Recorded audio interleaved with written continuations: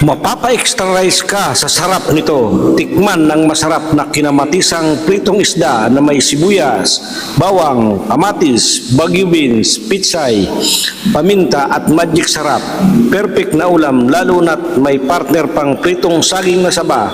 Simpleng lutong bahay pero panalong panalo ang lasa. Tara, luto na tayo. Yan, gisa na tayo ng bawang. Yung sibuyas. Sunod naman natin yung kamatis.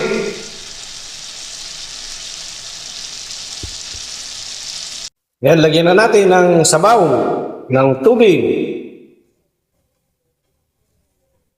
Lagay na natin yung pritong isdang tambakol para sa kinamatisang isda with gulay. Lagyan na natin ang magic sarap. Lagyan na natin yung bagyo beans, yung green chili, Head ng pitsay. yung tangkay ng pitsay, ng paminta. Sunod na natin yung daw ng pitsay. Lagay na natin yung pang side dish natin na pritong saging na saba.